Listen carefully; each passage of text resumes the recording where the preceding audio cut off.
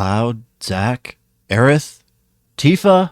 Somebody big must die in Final Fantasy VII Rebirth, and fans have been coming up with all kinds of theories as to what will happen in the game. What's going on with Zack? What's going on with Sephiroth? And since the developers have already confirmed that the game will be ending at the Forgotten Capital, we know not everyone will be making it out of Rebirth. But if you didn't know that, well then look out for Final Fantasy VII spoilers because, yeah, I'm not holding anything back in this one. So now that you've been warned, who is going to die in Rebirth? Cloud? No. Zack? No, probably not. Tifa? Definitely not. But you all know who we really need to talk about, and that's Aerith.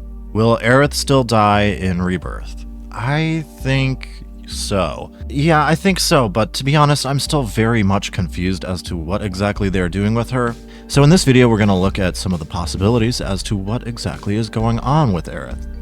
In Remake, many players took notice of how much more aware she was of certain people and events than she was in the original story. She also had a mysterious new ability she used to communicate with Marlene and to Red 13 through touch, although the extent of her capabilities is still kind of unclear. Now, although we never had these exact scenes in the PlayStation 1 version, what was shown still seems to be in line with what Aerith was capable of in the original, for the most part. Her powers as the last living Cetra have always shown her as being more in tune with her surroundings, and ever since a young age she had been able to communicate with the lifestream and speak to the planet.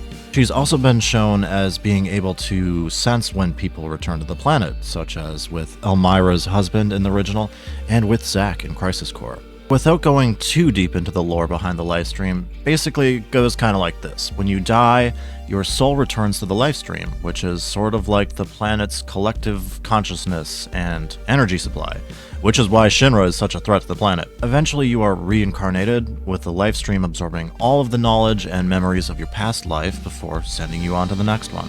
So when Aerith is speaking with the lifestream, she is essentially tapping into the knowledge of all life on Gaia.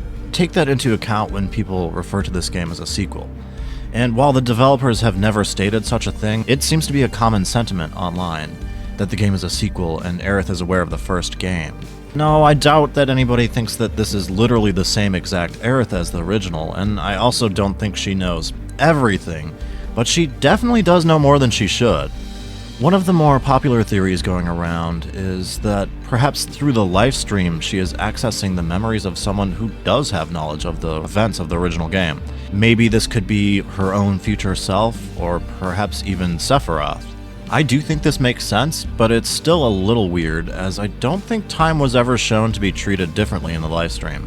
But I guess one of the ideas here is that the lifestream could hold the memories of every living being, including future memories. So I'm not entirely sold on that, but it is interesting, and it mostly checks out for explaining Aerith.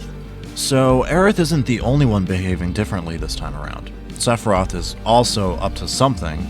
Now, in the original game, almost every encounter we have with Sephiroth is not actually physically Sephiroth. His body is frozen in the northern crater, unable to be absorbed into the lifestream because of his Genova cells, and because of...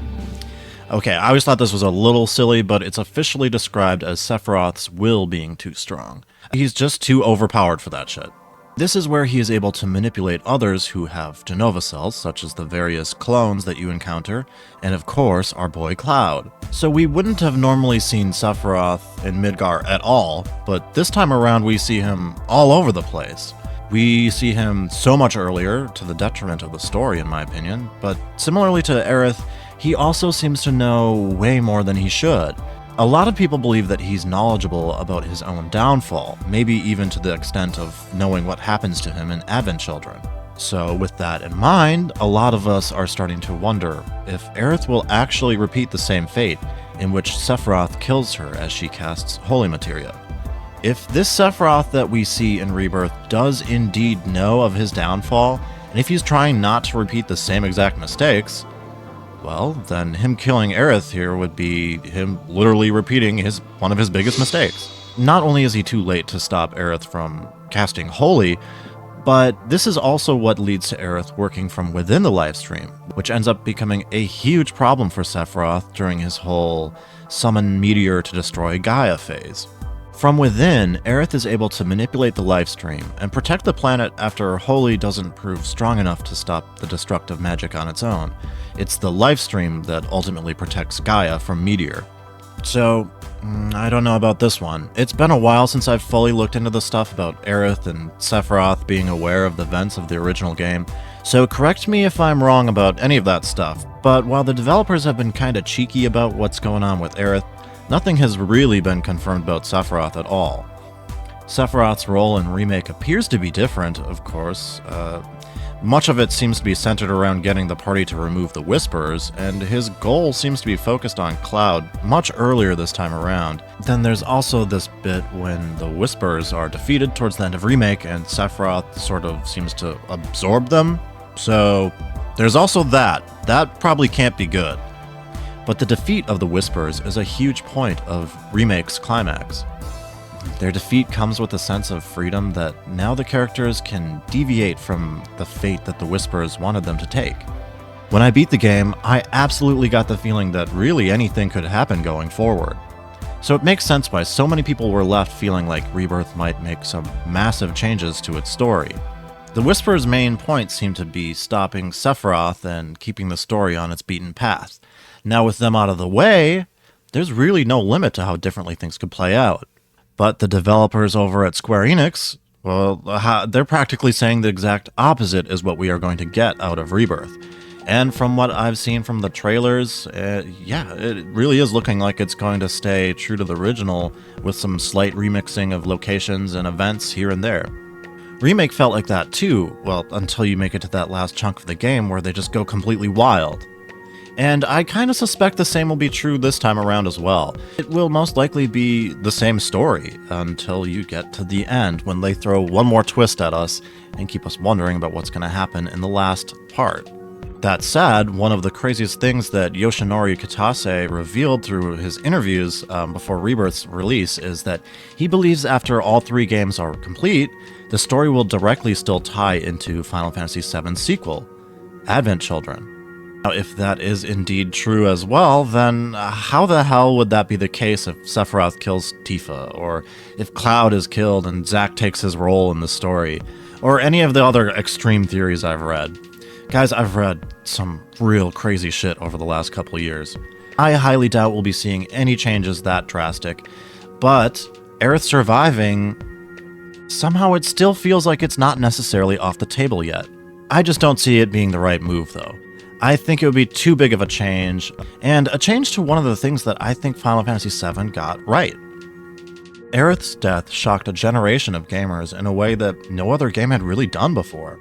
Yeah, there were some other big deaths in previous Final Fantasy games, and obviously it's not the first game to off one of its playable characters, but I mean, at least for me, I'd never really seen anything like it, not like this.